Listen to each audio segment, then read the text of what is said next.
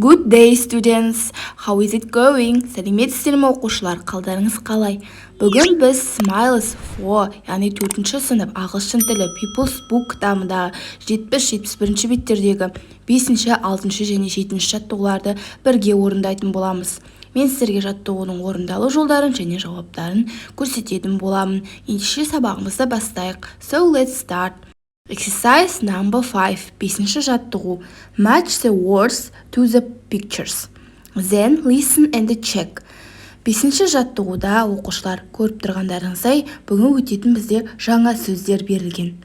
Бірінші жаңа сөздерді біз үйреніп алайық. Campfire, campfire.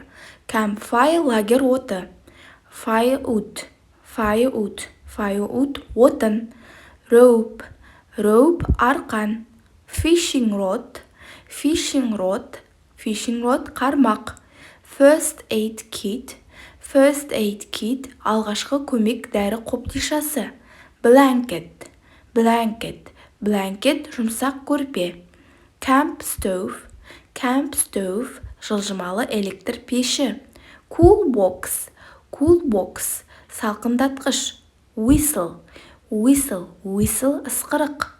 Pen knife, pen knife бәкі пышақ. Okay, and the pupils, let's do exercise number 5. Ендеше оқушылар жаңа сөзді өттік. Енді 5-ші жаттығуды орындайық. 5-ші жаттығуда жаңа өткен сөздер берілген, және де ол жердегі сөздерді суреттері қасында тұр. Сол суреттердегі әріптерді қасына сәйкестендіріп қоюымыз қажет. Мысалға, біріншісі жазу тұр. 1E campfire деп қойған. Яғни campfire бізде лагер оты. Ол бізде E суретінде берілген, я?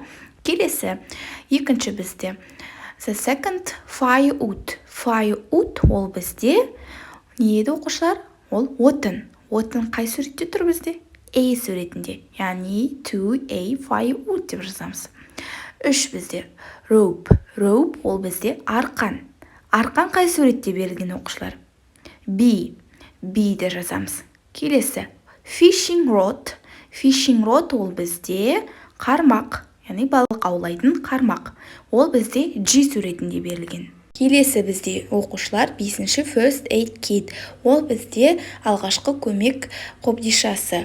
Дәрі қобдишасы, дәрілер тұратын қобдиша. Ол бізде F суретінде берілген. Келесі 6 blanket жұмсақ көрпе H суретінде. 7-ші camp stove. Яғни ол бізде жылжымалы электр пеші. Ол бізде D суретінде берілген. Келесі 8-ші 8 cool box. Cool box ол бізде салқындатқыш C суретінде. 9-ші ол бізде whistle, яғни ысқырғыш. Ол бізде J суретінде. Келесі 10-ші 10 pen knife. Ол бізде I әріпіндегі суретте берілген. So and the pupils, let's do next exercise. Келесі жаттығу оқушылар бізде 6-шы жаттығу. Read and find the words. Оқы және де сөзді тап деген. Бұл жерде сөйлем берілген. Сол сөйлемді аударып, ол не нәрсе, қандай сөзді жасырғанын тауып, сол сөзді ағылшынша жазуымыз қажет. Жаңа өткен жаңа сөздерді. Ендеше оқушылар 2-ші сөйлемнен бастап аударайық. You use this to make a fire дейді. Яғни, бұл нәрсені сіз от жағу үшін пайдаланасыз дейді. Ол бізде оқушылар F әрпінен басталады. Ол бізде әрине firewood болады. Отын. Келесі, you make a sound when you use this дейді. Бұл нәрсені сіз қолданғанда дауыс шығарасыз, яғни дауыс шығады дейді. Ол нәрсе бізде W әрпінен басталады екен. Ол бізде whistle, яғни ысқырық, я? Келесі, you can get near this. Сен бұл нәрсенің жанында жылына аласың дейді, жылынасың дейді. Ол бізде campfire, яғни лагер оты, я? Келесі бізде you can cook on this. Сен бұл нәрседе тамақ істей аласың бұл нәрсе арқылы дейді. Ол бізде camp stove, яғни ол бізде жылжымалы пеш. Келесі 6-шы you can use this to tie something. Бұл нәрсені сен бір нәрсе байлауға қолдана аласың дейді. Ол бізде арқан жібе, ол бізде rope деп аталады. Келесі 7-ші you use this when you are cold дейді. Яғни бұл нәрсені сен салқын, суық болған кезде пайдаланасың дейді. Ол бізде blanket, жұмсақ көрпе. The next 8, 8-ші. You can use this to cut things. Сен бұл нәрсені заттарды кесу үшін қолданасың дейді. Яғни ол бізде бәкі, пышақ, ол бізде penknife деп аталады. Penknife. 9, келесі 9-ші. You can use this to catch fish. Бұл нәрсені сен балық аулауға қолданасың. Ол бізде оқушылар fishing rod. The last one, бізде соңғысы оқушылар. You can keep your food in this. Бұл нәрсенің ішінде сен тамақтарыңды, жейтін тамақтарды сақтайсың дейді. Яғни бір қалыпта тұру үшін, салқын болу үшін. Ол бізде салқындатқыш cool box деп аталады. So students, open the next page. Келесі бетті ашайық оқушылар кітаптағы 71-ші беттегі бізде қарасақ study spot берілген. Яғни бұл жерде оқушылар ереже, жасылмен берілген сөздер. Ол бізде have to, don't have to, must және mustn't деп берілген.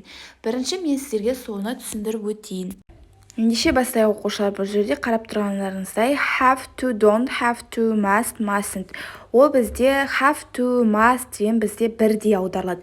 Ол бізде міндетті деген мағынаны білдіреді. Яғни сен осыны жасауың қажет, міндеттісің. Сөйлемді аударайық бірінші. Бірінші сөйлем бізде you have to pay 50 euro a day at the campsite дейді. Сен күніне лагерге 50 еуро төлеуің қажет. Бұл жерде міндеттісің деп. Яғни ол бізде сырттан келіп тұр. Бұл міндеттеме бізге сен күніне 50 еуро төлеуің қажет. Ол бізде сырттан келіп тұрған міндеттеме. Өзіміз емес, басқа адамдарға айтып тұр. Яғни мысалға сен күніне осы лагерге 50 еуро төлеуің қажет. Мысалға бастығына төлеуің қажет, бастық айтуы мүмкін деген сияқты. Келесі бізде don't have to. You don't have to bring a tent. Don't have to дегеніміз ол бізде негатив, яғни болымсыз формасы. Have to-дің сен оны істеуге қажетті емессің, міндетті емес деген мағына білдіреді. Яғни мысалға саған айтып тұр. You don't have to bring a tent. Сен өзіңмен бірге шатыр алып шығуың қажет емес, міндетті емессің дегенім. Келесі бізде must тоже бізде ол бізде міндетті деген мағына білдіреді. You must have warm clothes. Сен өзіңмен бірге жылы киімдер алып шығуың қажет. Оқушылар қарап тұрғандарыңыздай have to да must да бірдей мағынаны білдіреді. Бірақ айырмашылығы оқушылар бізде have to ол бізде сырттан келетін міндеттеме. Яғни ол мысалға заң жүзінде бір нәрсені біз орындауымыз қажет. Мысалға заң бойынша көлікпен мына жерде мысалға 50 шақырым жылдамдықтан аспауымыз қажет. Мысалға біз мектепте форма киіп жүруіміз қажет деген сияқты бұл жерде біз have to-ды қолданамыз. Ал must болса ол бізде әркімнің өзі мысалға айтқанда сен мысалға мынаны істеуің қажет, бірақ сен оны істемесең де өз еркің. Must-та. Бірақ бізде ол да нақты айтылады. Сен мысалға сөйлемді көріп тұрғандарыңыздай жылы киім алып шығуың қажет. Бірақ сен алып шықпасаң да өз еркің. Ал have to ол бізде заң жүзінде мысалға тағы бір ережелерді айтқан кезде have to-ды қолданамыз. Ал must ол бізде әркім жеке өзіне қолданылады. Яғни жеке міндеттемелерді айтқан кезде мысалға сен осыны алып шығуың қажет. Бірақ ол бізде ереже емес, заң емес, жай ғана бір адамның сізге айтып жатқан ойы, немесе өзіңіз айтсаңыз, I must, мысалы мен осылай жасауым қажет. Келесі бізде you mustn't drop litter. Сен қоқыс тастамауың қажет. Бұл жерде оқушылар mustn't дегеннен, яғни тыйым салынған нәрсе. Сен бұл нәрсені жасамауың қажет. Тыйым салынған болмайды. Сен қоқыс тастауыңа болмайды. Бұл жерде тыйым салынған дегенді білдіреді. Ал бізде don't have to ол бізде міндетті емес болса, қажет емес. Сен мысалға өзіңмен бірге шатыр алып шығуыңа міндетті емессің деп тұна сөйлемде. Ал you don't have to да. Ал you mustn't ол бізде тыйым салынған нәрселер. Сен қоқыс тастамауың қажет деген, яғни болмайды деген. Енді мағынасын түсінсек, оқушылар exercise number 7, 7-ші жаттығу орындайық. 7-ші жаттығу бізде complete the sentence, use must or mustn't. Ол бізде must немесе mustn't қолданып сөйлемді толықтыр дейді. Мен сіздерге жаңа оқушылар must және mustn't түсіндірген болатынмын. Яғни must ол бізге міндетті, істеуіміз қажет, ал mustn't ол бізге тыйым салынған нәрселер, болмайды осы нәрсені жасауға деген білдіреді. Енді сөйлемде қайсысын қоямыз? Екінші сөйлемден бастайық. You take a tent, a sleeping bag and a whistle with you. Сен өзіңмен бірге tent, шатыр және ұйықтау қапшығы және де whistle ысқырықты алып шығуың қажет пе, қажет емес пе? Яғни қажет, ол бізде мысалға саяхатқа шыққанда жаңағы лагерьге барған кезде өзімізбен бірге алып шығуымыз қажет. Яғни ол бізде you must деп жазамыз. Келесі үшінші, you cook on a camp stove. Сен camp stove деген бізде оқушылар, яғни жылжымалы пеш. Тамақ пісіру үшін сен жылжымалы пешті қолдануың қажет па, қажет емес пе? Қажет, яғни you must cook on a camp stove. Келесі for төртінші, you go near wild animals. Сен wild animals деген бізде жабайы жануарлар, яғни жыртқыш жануарлардың жанында жүруің қажет дейді жанында. Жоқ, бізден mustn't қолданамыз, яғни жерге mustn't деп жазамыз. You mustn't go near wild animals. Сен жаңағы жабайы жыртқыш жануарлардың жанына бармауың қажет. Келесі бесінші, you take a first aid kit with you. Сен өзіңмен бірге алғашқы көмек дәрі қобдишасын алып шығуың қажет, яғни must қоямыз. You must take a first aid kit with you. 6 келесі алтыншы, you eat wild fruit and vegetables.